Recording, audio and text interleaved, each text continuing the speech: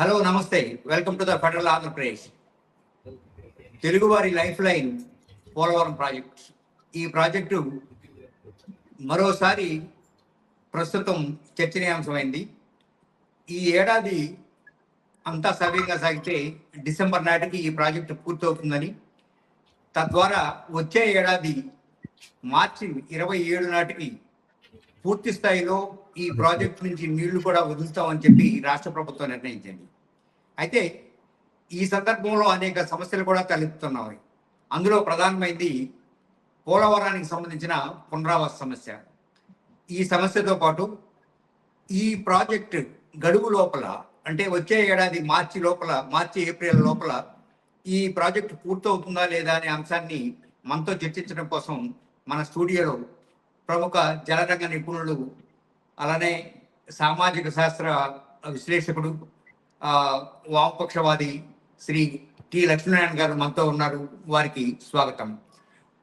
మరో ముఖ్య వక్త, అలానే సీనియర్ జర్నలిస్టు, సుదీర్ఘకాలంగా ప్రాజెక్టులో ఉన్న పునరావాస పనులను పర్యవేక్షిస్తున్న విజయ్ కుమార్ గారు మనతో పాటు ఉన్నారు. వారితో ఈ అంశం మీద ఈవేళ మనం చర్చిద్దాం. ముందుగా నేను ఈ చర్చని లక్ష్మీనారాయణ గారితో స్టార్ట్ చేస్తాను. లక్ష్మీనారాయణ గారు, గత నెలలో అంటే ఏప్రిల్ 2026 కొత్త డయాఫ్రామ్ వాల్ పనులు విజయవంతంగా పూర్తయ్యాయని, అసలైన సవాలు ఇక ముందు అంటే వచ్చే ఏడాది గ్యాప్ 1, గ్యాప్ 2ల నిర్మాణం వంటిదే ఉందని, ఇదంతా పూర్తయితే వచ్చే ఏడాది మార్చి నాటికి ప్రాజెక్టు పూర్తవుతుందని అంటున్నాం. కానీ రాబోయేది వర్షాకాలం. ఇది నిజంగానే ఈ ప్రాజెక్ట్ ఇలా పూర్తవుతుంది అనుకుంటున్నారా, లేకపోతే రాబోయే సమస్యలు ఏముండవచ్చు అని మీరు అనుకుంటున్నారు? అమరయ్య గారు, మీకు, విజయ్ కుమార్ గారు, ప్రేక్షకులకు నమస్తే. మీరు అన్నట్టు పోలవరం బహుళార్థ సాధక ప్రాజెక్టు ఆంధ్రప్రదేశ్కు జీవనాడి. ఇది 1942 నుంచి చర్చల్లో ఉన్నది. 1980లో గోదావరి ట్రిబ్యునల్ ఆమోదించింది. కేంద్ర జలవనరుల సంఘానికి సిఫార్సు చేసింది. తర్వాత అంజయ్య గారు శంకుస్థాపన చేశారు. 2004-05 వరకు పనులేమీ జరగలేదు. డాక్టర్ వైఎస్ రాజశేఖర రెడ్డి గారు ముఖ్యమంత్రిగా ఉన్నప్పుడు జలయజ్ఞంలో భాగంగా ఈ ప్రాజెక్టును వేగంగా నిర్మించడానికి ఒకవైపున కాలువల నిర్మాణాన్ని చేపట్టి, రెండవ వైపున డిపిఆర్ సంపూర్ణంగా రూపొందించి, కేంద్ర జల సంఘం ఆమోదం, పర్యావరణ అనుమతులు, అటవీ అనుమతులు ఇవన్నీ కూడా 2009 నాటికి తీసుకోవడం జరిగింది. 2014 వచ్చేటప్పటికి రాష్ట్ర విభజన జరగడం, ఆంధ్రప్రదేశ్ పునర్వ్యవస్థీకరణ చట్టంలో జాతీయ ప్రాజెక్టుగా ప్రకటించడంతో ఆశలు చిగురించాయి. అప్పటి నుంచి ప్రాజెక్టు ఒక రాజకీయ సంకల్పంతో రాష్ట్ర ప్రభుత్వం నిర్మాణాన్ని ముందుకు తీసుకెళ్లాలని ప్రజలు కోరుకున్నారు. 2021 వరకు పనులు బాగానే జరుగుతూ వస్తున్నాయనేటువంటి భావన ఉండేది. కరోనా రావడం, తర్వాత వరదల్లో డయాఫ్రమ్ వాల్ దెబ్బతినడం, దాని పర్యవసానంగా కాంట్రాక్ట్ సంస్థను కూడా మార్చడం, ఈ అన్నింటి కారణంగా నిర్మాణం ఆలస్యం జరుగుతూ వచ్చింది. వ్యయ అంచనాలు పెరిగిపోతూ వచ్చాయి. వ్యయ అంచనా రెండవ డిపిఆర్ ప్రకారం 55,548 కోట్లకు పెరిగింది. దాన్ని రివైజ్డ్ ఎస్టిమేషన్ కమిటీ 48,000 కోట్లకు కుదించింది. తర్వాత మళ్ళా కూటమి ప్రభుత్వం అధికారంలోకి వచ్చిన తర్వాత అంతర్జాతీయ నిపుణుల కమిటీ అధ్యయనాలు వీటన్నింటినీ దృష్టిలో పెట్టుకుని డయాఫ్రామ్ వాల్ నిర్మాణాన్ని మీరు అన్నట్టు పోయిన నెలలో పూర్తి చేసినట్టుగా ప్రకటించారు. ఇప్పుడు రాక్ఫెల్ డ్యామ్ మట్టికట్ట నిర్మాణం జరగాలి. ఆ నిర్మాణం ఈ ఏడాదిలో జరుగుతుందని ఎవరు ఊహించడం లేదు. వచ్చే ఏడాది 2027 జూన్ నాటికి ఆ నిర్మాణం పూర్తి అయితే మంచిదే. కానీ అటువైపు నిర్మాణ పనులు నాణ్యతా ప్రమాణాలను పరిగణలోకి తీసుకొని ఇప్పుడు మీరు అన్నట్టుగా జూను వచ్చేటప్పటికి వర్షాలు వస్తాయి. జూన్ అవును. 15 తర్వాత వరదలు వచ్చేటువంటి అవకాశం ఉంటుంది. అప్పుడు నిర్మాణం కొంత మందగించేటువంటి అవకాశం కూడా ఉంటుంది కాబట్టి నెక్స్ట్ Yeah. సీజన్ వర్షాలు వచ్చే నాటికి ఈ ఎర్త్కమ్ రాక్వెల్ డ్యామ్ నిర్మాణం పూర్తి చేస్తే అది ఒక మంచి ప్రగతిగానే భావించవచ్చు.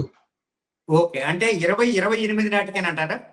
ఇప్పుడు అసలు విషయం జగన్మోహన్ రెడ్డి గారి ప్రభుత్వం ఉన్నప్పుడే మొదటి దశ అని చెప్పి 41.15 మీటర్ల వరకు మొదటి కాంటూర్ అని నిర్ణయించి దానికి అనుమతులు ఇవ్వండి, ఆర్థిక తోడ్పాటును అందించండి, దాన్ని పూర్తి చేస్తామని ఆనాడు అది మొదటి దశగా, దాని తర్వాత 41.15 నుంచి 45.72 మీటర్ల మధ్యలో కాంటూర్ ని రెండవ దశగా చెప్పారు. కానీ ఈ కాంటూర్ ఏది చెప్పినా నిర్మాణ పనులు అయితే ప్రాజెక్టు నిర్మాణ పనులు డిపిఆర్ ప్రకారం నిర్మాణ పనులు పూర్తి చేయాల్సిందే. ఎడమ కుడి కాలువలు కానీ లేకపోతే ప్రధాన డ్యాము కానీ ఇవన్నీ కూడా R&R ప్యాకేజీ అనేటువంటిదే ప్రధానంగా రెండవ దశ కింద ఉంటుంది. రెండవ దశ కింద పనులు చేయకుండా, భూమిని సేకరించకుండా, పునరావాస ప్యాకేజీని అమలు చేయకుండా కాలువలకు నీళ్ళని ఇంటిని సరఫరా చేయడం, భూములకు నీళ్లు ఇవ్వడం అనేది, ఈ 7,20,000 ఎకరాల కొత్త ఆయకట్టుకు నీళ్లు ఇవ్వడం అనేది దుర్లభం. అది అసాధ్యమైన పని. ఎందుకంటే 41.15 అనేటువంటిది అది ఎండిటిఎల్, అక్కడి నుంచి నీటిని డ్రా చేయడం అనేటువంటిది కొద్దిగా కాలువలకు ఇప్పుతాయి కానీ నీటిని పొలాలకు అందించే అంత అవకాశాలు పెద్దగా ఉండవు. అందులో మొదటి దశను పూర్తి చేస్తామని ఈ ప్రభుత్వం కూడా చెబుతున్నది. దానివల్ల ఎన్ని ఎకరాలకు నీళ్లు ఇస్తారో చెప్పేటువంటి స్థితిలో ఈ రోజు ఈ రాష్ట్ర ప్రభుత్వం లేదు. Okay, okay. విజయ్ కుమార్ గారు, మీరు చాలా కాలంగా ఈ R&R ప్యాకేజీకి సంబంధించిన విషయాన్ని పరిశీలిస్తా వస్తా ఉన్నారు. ఇప్పటి వరకు R&R ప్యాకేజీలో 50% పనులు కూడా పూర్తి కాలేదన్న విమర్శ ఒకటి వినపడుతుంది. అట్లనే ఇంకా ఒక 60,000 కుటుంబాలకి ఇంతవరకు ఎటువంటి పునరావాసము కలగకుండా ఎటువంటి స్టేటస్ కు మాత్రమే నడుస్తున్నట్టుగా జరుగుతుంది. ఈ పరిస్థితుల్లో ఈ ప్రాజెక్టు అనుకున్న టైంలో పూర్తి అవుతుందంటారా? సార్, ముందుగా ప్యానెల్ డిస్కషన్ వచ్చిన పెద్దలు లక్ష్మీనారాయణ గారికి మీకు నమస్కారాలు సార్. పోలవరం ప్రాజెక్టు తెరపైకి వచ్చిన తర్వాత R&R దానికి సంబంధించినటువంటి ఇబ్బందులు రాకుండా 2014లో అధికారంలోకి వచ్చినటువంటి నారా చంద్రబాబు నాయుడు ప్రభుత్వం అప్పుడు 7 ముంపు గ్రామాలని ఆంధ్రప్రదేశ్ లో కలపడం ఒక ప్రధాన అంశంగా మనం చూడొచ్చు ఇక్కడ. ఆ తర్వాత ప్రధానంగా అప్పటి గవర్నమెంట్ కేవలము ప్రాజెక్టు సంబంధించినటువంటి సాంకేతిక పరమైన అంశాలు, దాంతో పాటు డిజైనింగ్ సంబంధించినటువంటి అంశాలు, నిర్మాణాలకు సంబంధించినటువంటి అంశాల మీదే ఎక్కువగా అప్పటి ప్రభుత్వం కానీ తర్వాత వచ్చినటువంటి ప్రభుత్వాలు కానీ దృష్టి పెట్టాయి. R&R సంబంధించి కానీ, ఆ ముంపు గ్రామాలకు సంబంధించినటువంటి కానీ, అక్కడ నివసిస్తున్నటువంటి ప్రజలకు కానీ వాళ్ళకి పునరావాసం కల్పించడం కానీ, R&R ప్యాకేజీని అమలు చేయడం కానీ, దానికి సంబంధించినటువంటి అంశాల మీద ప్రభుత్వాలు ప్రధానంగా దృష్టి సారించలేదు అన్న విమర్శలు అయితే పెద్ద ఎత్తున ఉన్నాయి. కంటి తుడుపు చర్యలు మాత్రమే తీసుకున్నారు, పూర్తి స్థాయిలో దానికి సంబంధించినటువంటి చర్యలు చేపట్టలేదు. దాదాపు 32,000 కోట్ల రూపాయలు R&R ప్యాకేజీ సంబంధించినటువంటి అంశంగా ఉన్నప్పుడు కేవలము ఈ అంచనాలు ఇవన్నీ అంకెల్లో వేస్తున్నారే కానీ సాంకేతిక పరమైనటువంటి అంశాల మీద దృష్టి పెడుతున్నారు కానీ ఈ 32,000 కోట్ల రూపాయలకు సంబంధించినటువంటి R&R ప్యాకేజ్ ని అక్కడ పునరావాసం కల్పించడానికి, నిర్వాసితులకు అన్ని అవకాశాలు కల్పించడానికి ఏ మాత్రము చర్యలు తీసుకోలేదన్నది పెద్ద విమర్శ అయితే ఉంది సార్. Okay, right. లక్ష్మణ్ గారు, మొన్న పార్లమెంట్ సమావేశాల్లో కూడా పోలవరం ప్రాజెక్టు ఎత్తుకు సంబంధించిన ఒక చర్చ జరిగింది. దానిలో భాగంగా 41.15 మీటర్ల మేరకి నీరు నిల్వ చేయాలని ప్రభుత్వం నిర్ణయించినట్టు, దీన్ని వైసీపీ వాళ్ళు చాలా పెద్ద స్థాయిలో దాన్ని వ్యతిరేకించి పూర్తి స్థాయిలో ఎత్తు 45.72 మీటర్ల ఉండాలని బాగా డిమాండ్ చేశారు. అసలు ఈ ఎత్తుగొడవ ఏంటి, దీనికెందు ఈ ప్రాజెక్టుకి సంబంధించిన సాంకేతిక లోపాలు కానీ లేదా ఇతరత్ర ఏమైనా ఈ ప్రాజెక్టులో జాప్యం జరగడానికి ఏమైనా కారణం ఉందా? అమరయ్య గారు, నేను ఇంతకు ముందే ప్రస్తావించాను, జగన్మోహన్ రెడ్డి గారి ప్రభుత్వం ప్రాజెక్టును 2 కాంటూర్లుగా విడగొట్టింది. 41.15 మీటర్ల వరకు ఒక కాంటూరు, 45.72 వరకు రెండవ కాంటూర్ అని. ఈ 41.15 అనేది ఎండిటిఎల్ స్థాయి. అంతవరకు నీటిని నిలబెడితే కేవలం 75 టీఎంసీల నీరే నిల్వ ఉంటుంది.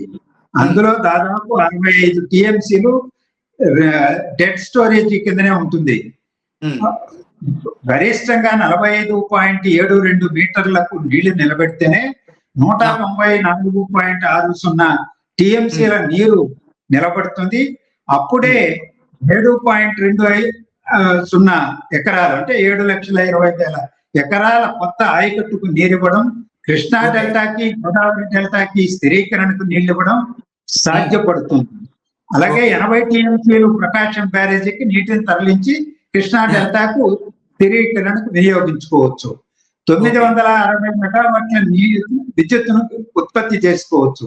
ఈ బహుళ ప్రయోజనాలు నెరవేరాలంటే పోలవరం DPR ప్రకారం, కేంద్ర జల సంఘం ఆమోదించిన దాని ప్రకారం, గోదావరి ట్రిబ్యునల్ అంగీకరించిన మేరకు ఈ 157 అంటే 45.72 మీటర్ల వరకు నిర్మాణ పనులు పూర్తి చేయాలి.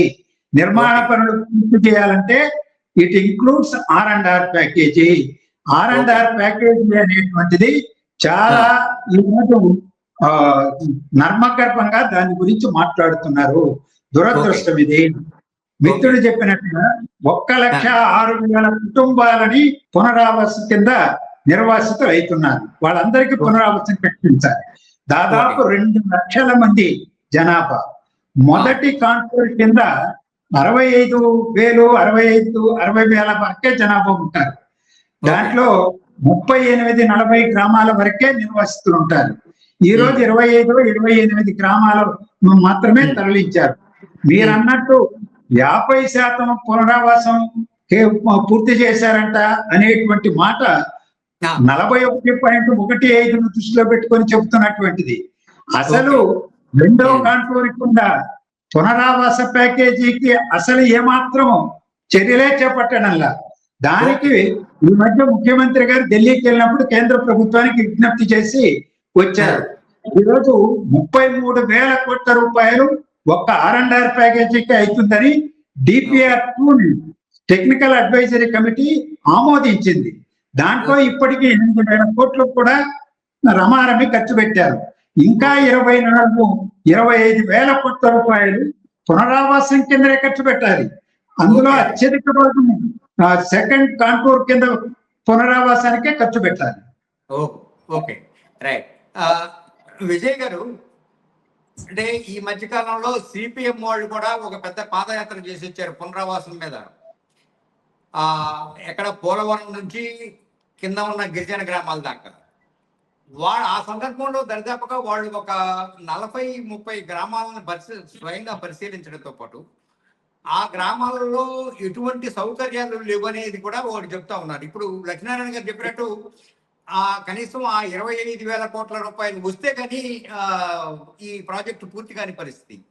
మీరు ఏమనుకుంటారు? అసలు ఇన్ని రకాల నిధులు వస్తాయని అనుకుంటున్నారా, లేకపోతే ఈ ప్రాజెక్టు మరో రూపంలో ఇంకేదైనా స్టెప్ తీసుకుంటుంది అనుకుంటారా? సార్, ప్రస్తుతం ఉన్న పరిస్థితుల్లో అయితే రాష్ట్ర ప్రభుత్వం నుంచి గట్టిగానే దీని గురించి కేంద్ర ప్రభుత్వం వద్ద మాట్లాడుతున్నట్టు, ప్రస్తావిస్తున్నట్టు ప్రభుత్వ పెద్దలైతే చెప్తున్నారు. కానీ R&R ప్యాకేజీకి సంబంధించినటువంటి పూర్తి స్థాయిలో నిధులు ఏమాత్రం విడుదలవుతాయి అన్నదైతే ప్రశ్నార్థకంగానే ఉంది. అయితే గతంలో CPM పార్టీ, ఆ పార్టీ రాష్ట్ర కార్యదర్శి శ్రీనివాస్ గారి ఆధ్వర్యంలో పోలవరం ముంపుకు సంబంధించినటువంటి ప్రాంతాలలో చాలా వరకు ఆయన పర్యటన చేసి అక్కడ విస్తృతంగా వాళ్ళ సమస్యలు, పునరావాసానికి ఏమాత్రం చర్యలు తీసుకున్నారు, ఎంత తీసుకున్నారు, ఇంకా ఎంత తీసుకోవాలి, ఈ అన్ని అంశాల మీద వాళ్ళు అక్కడ సునిశ్చితంగా చాలా వరకు విస్తృత స్థాయిలో అక్కడ పర్యటన చేసి వాళ్ళ సమస్యలు పరిష్కరించాలని చెప్పి అక్కడి నుంచి పోలవరం నుంచి విజయవాడ వరకు 100 కిలోమీటర్లు వాళ్ళు పాదయాత్ర చేసేస్తారు. ఆ సందర్భంగా పునరావాసంలో నిర్వాసితులు ఎదుర్కొంటున్నటువంటి ప్రధాన సమస్యలు, ప్రధాన డిమాండ్లు కూడా అప్పటి ప్రభుత్వం దృష్టికి తీసుకొచ్చే ప్రయత్నం చేశారు. కానీ ప్రభుత్వము వాటిని పక్కన పెట్టింది, పరిష్కరించలేదు. అసలు వాళ్ళు చెప్తున్నటువంటి సమస్యలు ఏమున్నాయో అన్న దాని మీద కూడా వాళ్ళ దృష్టి సారించలేదు అన్న విమర్శలు కూడా ఉన్నాయి సార్. Okay okay. లక్ష్మణ్ గారు, ఒకవేళ కుడి కాలువ అంటే కృష్ణా బ్యారేజ్ దాకా వచ్చే కాలువ పనులు ఆల్మోస్ట్ పూర్తి అయిపోయినాయని, బహుశా జూన్ జూలై కల్లా ఒక దశకు వస్తాయని చెప్తా ఉన్నారు. ఇలా చేయటం వల్ల రాయలసీమలో ఏ ప్రాజెక్టు నీరు వచ్చే అవకాశం ఉంటుంది, లేదా అసలు ఆ నీరు రావడానికి ఉన్న అవకాశాలు ఎంత? పోలవరం కుడి కాలువ నిర్మాణం ఎప్పుడో పూర్తయింది, 98% మీరు అన్నట్టు. పట్టిసీమ ఎత్తిపోతల పథకం ద్వారా ఆ కాలువ ద్వారానే ప్రకాశం బ్యారేజీకి నీళ్లు వస్తున్నాయి. గడిచిన 5-6 సంవత్సరాలుగా నీటిని పట్టిసీమ ద్వారా అందజేస్తున్నారు. అవసరం వచ్చినప్పుడు కృష్ణా డెల్టాకు వాడుకోవడం జరుగుతున్నది. ఇక ఎడమ కాలువ నిర్మాణం బహుశా వచ్చే జూన్ నాటికే పూర్తి చేస్తానని చెబుతా ఉన్నారు. ఇంకొక 2-3 నెలల్లోనూ ఏమో పూర్తవుతుంది అంటున్నారు.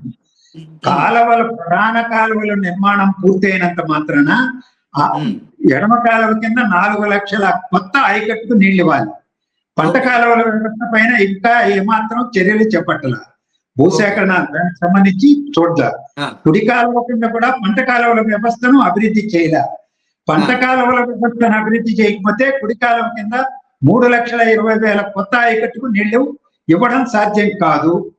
అలాగే మీరు అడిగినటువంటి ప్రశ్న, ప్రకాశం బ్యారేజ్ వరకు నీళ్లు తీసుకొస్తే రాయలసీమ ప్రాజెక్టులకు నీళ్లు ఇవ్వగలరా అని. ఈరోజు 80 టీఎంసీలు ప్రకాశం బ్యారేజీకి వస్తాయి. గోదావరి ట్రిబ్యునల్ తీర్పు ప్రకారం అందులో 35 టీఎంసీలు కర్ణాటక, మహారాష్ట్రకు పైన వదిలిపెట్టాలి. ఇక మిగిలిన 45 టీఎంసీలు ఉమ్మడి ఆంధ్రప్రదేశ్వి. తెలంగాణ వాళ్ళు పేచీ పెడుతున్నారు, మొత్తం 45 టీఎంసీలు మాకు ఇవ్వాలని. సరే, అదొక గొడవ ఉన్నది. కానీ ఈరోజు ఆంధ్రప్రదేశ్ లో అత్యంత వెనుకబడిన కరువు పీడిత ప్రాంతం రాయలసీమకి.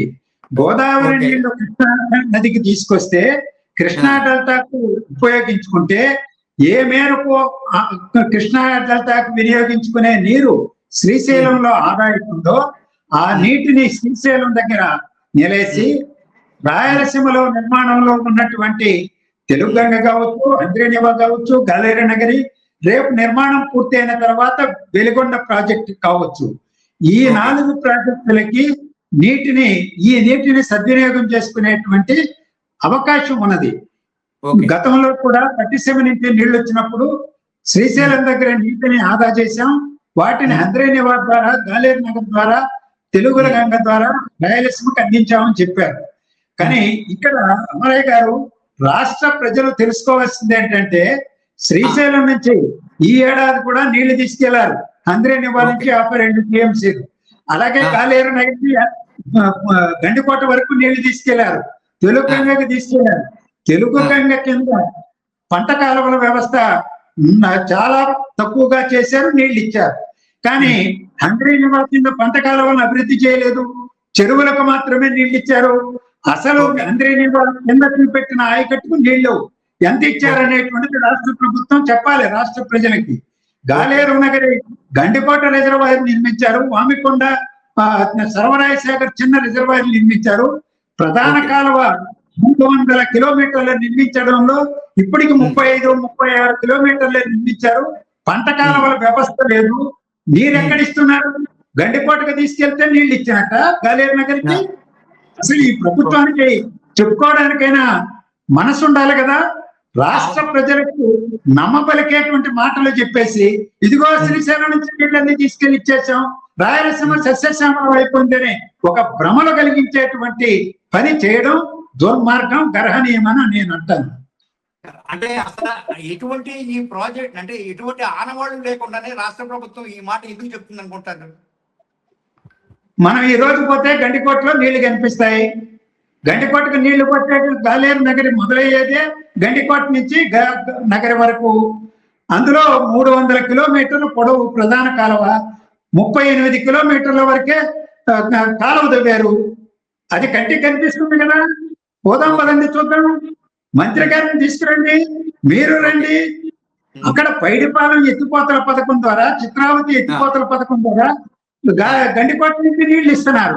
కానీ అసలు గాలేరు నగరి ఆయకట్టు 2,60,000 ఎకరాలు డిపిఆర్ లో చూపించారు. మొదట 3,25,000. ఒక్క ఎకరాకి నీళ్ళు ఇచ్చారని నేను అడుగుతున్నా. రండి పోదాం, చూద్దాం. అలాగే మంత్రి నియమాలు 6,05,000 ఎకరాలకు నీళ్ళు ఇవ్వాలి. 6,05,000 ఎకరాల సాగుకు ఇవ్వాల్సి ఉంటే 52 టీఎంసీలు తీసుకెళ్ళిన మాట వాస్తవమే. అది గణాంకాలు ఉన్నాయి. కానీ ఎన్ని ఎకరాలకి నీళ్ళు ఇచ్చారు దాని కింద అనేది ప్రశ్న. Okay, right. విజయ్ గారు, ఇప్పుడున్న అంటే అది జాతీయ ప్రాజెక్టు. జాతీయ ప్రాజెక్ట్ అయినప్పుడు దాన్ని పూర్తి చేయాల్సిన పూర్తి బాధ్యత కూడా కేంద్ర ప్రభుత్వం పైన ఉంది. కానీ ఈ రాష్ట్ర ప్రభుత్వాలు ఎందువల్ల వాళ్ళని కేంద్ర ప్రభుత్వానికి అప్పచెప్పకుండా వీళ్ళు ఎందుకు చేపట్టి దాన్ని కాలయాపన చేసుకుంటూ వస్తున్నారని మీరు అనుకుంటున్నారు? సార్, 2014 పునర్విభజన చట్టం ప్రకారము పోలవరం అనేది జాతీయ ప్రాజెక్ట్ గా డిక్లేర్ చేశారు సార్. దీనిని 100% కేంద్ర ప్రభుత్వమే నిర్మించి పూర్తి స్థాయిలో దాన్ని తీర్చిదిద్దిన తర్వాత ఆంధ్రప్రదేశ్ రాష్ట్రానికి, రాష్ట్ర ప్రజలకి దాన్ని ఇవ్వాలి. దానికి సంబంధించినటువంటి పూర్తి స్థాయి ఖర్చులు మొత్తం కేంద్ర ప్రభుత్వమే భరించాలి. అయితే 2014లో అధికారంలోకి వచ్చినటువంటి నారా చంద్రబాబు నాయుడు ప్రభుత్వము పోలవరం ప్రాజెక్టు ని తామేదో తీసుకొచ్చి కట్టి ఆంధ్రప్రదేశ్ రాష్ట్ర ప్రజలకి బహుమతిగా ఇవ్వాలి అన్న ఉద్దేశంతో దాన్ని వీళ్ళ బుద్ధ స్కంధాలపై వేసుకొచ్చి దానిని ఇప్పటి వరకు అస్తవ్యస్తంగానే ఉంచారు అన్న విమర్శ అయితే ఉంది.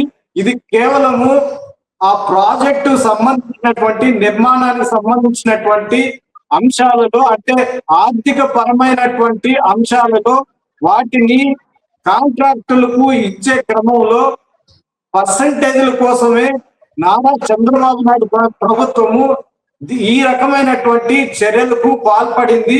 కేవలం ముడుపుల కోసము, పర్సంటేజ్ల కోసము, కాంట్రాక్టుల ద్వారా టీడీపీకి, ఆ ప్రభుత్వానికి లబ్ధి చేకూర్చడానికే పోలవరాన్ని తమ భుజస్కంధాలపై వేస్తుంది అన్న విమర్శ అయితే, అప్రతిష్ట అయితే వాళ్ళు నోటు కట్టుకునే పరిస్థితి ఉంది సార్.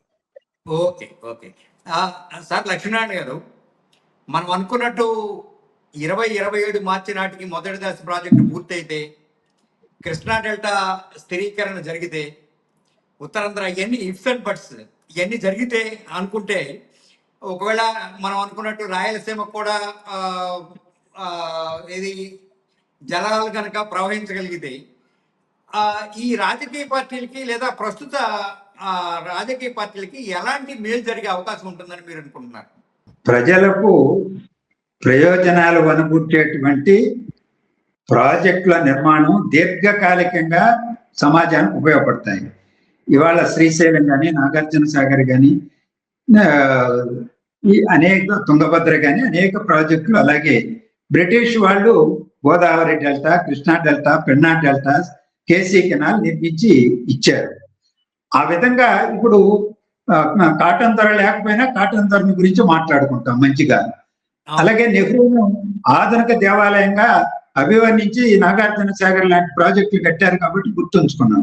మరి ఏం మేలు జరుగుతుందంటే, ఓట్లు వేస్తారా అంటే ఓట్లు రకరకాల కారణాల మీద ఆధారపడి ఓట్లు పడతాయి. మళ్ళా అధికారంలో ఉంటారా ఉండరా అనేది వేరే కారణాలు కూడా ఉంటాయి. కానీ ఇంకా దీర్ఘకాలిక ప్రయోజనాలు వనుగుర్చి పెట్టేటువంటి ప్రాజెక్టుల నిర్మాణం ఖ్యాతి వాళ్ళకు దక్కుతుంది. ఈ రోజు దశాబ్దాలుగా నేను ఇంతకుముందు ప్రస్తావన చేశా, 2004-05 వరకు నిర్మాణం జరగలేదు, దశాబ్దాలుగా పెండింగ్ లో ఉన్నది. డాక్టర్ రాజశేఖర రెడ్డి గారు వచ్చినప్పుడు ప్రారంభించారు. ఆ ఖ్యాతి ఆయనకి దక్కింది కదా. అలా ఈ రోజు 2014-21 మధ్యలో కూడా నిర్మాణం జరిగింది. ఆ జరిగినటువంటి పని ఈ రోజు కనిపిస్తుంది. విజయ్ కుమార్ గారు ఒక మాట ప్రస్తావన చేశారు. ఉదాహరణకి ఈరోజు 16 ప్రాజెక్టులు, జాతీయ ప్రాజెక్టులు ఉన్నాయి. అవన్నీ నిర్మాణంలో 10%, 15% కంటే మించి నిర్మాణం జరగల. ఒక రాజకీయ సంకల్పంతో రాష్ట్ర ప్రభుత్వం నిర్మాణ బాధ్యతలు తీసుకున్నది కాబట్టి ఆనాడు తెలుగుదేశం ప్రభుత్వం కానీ తర్వాత జగన్మోహన్ రెడ్డి ప్రభుత్వంలో కాస్త నత్తనడకన సాగిన ప్రాజెక్ట్ ఈ రోజు స్థూలంగా ముందుకెళ్తా ఉంది. ఇదిగో కనిపిస్తా ఉంది మనకు. ఎప్పుడో ఒకసారి పోలవరం ప్రాజెక్టు ద్వారా బహుళ ప్రయోజనాలు మనం పుడతాయని ఆశాజనకంగా ఉన్నారు ఆ జీవనాడి పట్ల. అందువల్ల రాష్ట్ర ప్రభుత్వం ఆ బాధ్యత తీసుకున్నది కాబట్టే ప్రయోజనం జరిగిందని నేను భావిస్తున్నాను. రెండవది, జరగాల్సినటువంటి పనులను వేగవంతంగా నాణ్యతాపరంగా సివిల్ వర్క్స్ పూర్తి చేస్తారు. మీరు అన్నట్టు 2027 జూన్ నాటికో లేకపోతే డిసెంబర్ నాటికో చేస్తారు. మళ్ళా వరదలు వస్తే కొద్దిగా ఆలస్యం కావచ్చు. ఈరోజు డీజిల్ కొరత వచ్చింది అంటున్నారు మధ్య ఆసియా సంక్షోభం వల్ల. అందువల్ల నిర్మాణ పనులు కొంత మందగించవచ్చు. దాని ద్వారా ఈ లోపు వర్షాలు వస్తే వరదలు వస్తాయి, పనులు ఆగిపోతాయి. కొన్ని ఒక 5 నెలలు 6 నెలలు అటు ఇటు కావచ్చు, కానీ సివిల్ వర్క్స్ పూర్తయితాయి. కానీ పంట కాలువల వ్యవస్థను అభివృద్ధి చేయకుండా, R&R ప్యాకేజీని అమలు చేయకుండా, నీటిని పూర్తి స్థాయిలో గరిష్టంగా 194 TMCలు నిల్వ పెట్టకుండా బహుళ ప్రయోజనాలు నిర్వహించుకోవడం అనేది అసాధ్యం. అది చేస్తే తప్పనిసరిగా ప్రజలు కూడా గుర్తు పెట్టుకుంటారు. మంచి చేస్తే ఎవరినైనా గుర్తు పెట్టుకుంటారు. అది నేను అనేది. Right, thank you very much. మొదటి దశ పూర్తి చేయడం పైన ప్రభుత్వం సర్వశక్తులు ఒడ్డి ఉంది. నేను అనుకోవటం ఇప్పుడున్న ఫేజ్ ప్రకారంగా పనులు కనుక కొనసాగితే 2027 మార్చి లేదా ఏప్రిల్ నాటికి ఒక కొలికి వస్తాయని చెప్పి అందరూ చెప్తా ఉన్నారు. అది పూర్తి కావాలని ఆంధ్రప్రదేశ్ రాష్ట్ర ప్రజల చిరకాల వాంఛ. ఆ జీవనాడి ఏదైతే ఉందో అది సకాలంలో పూర్తయ్యి సర్వజనులకు మేలు జరగాలని నేను కోరుకుంటూ ఈ చర్చలో పాల్గొని మంచి సూచనలు సలహాలు చేసిన లక్ష్మీనారాయణ గారికి, విజయ్ గారికి ఫెడరల్ తరఫున నమస్కారం. Thank you very much.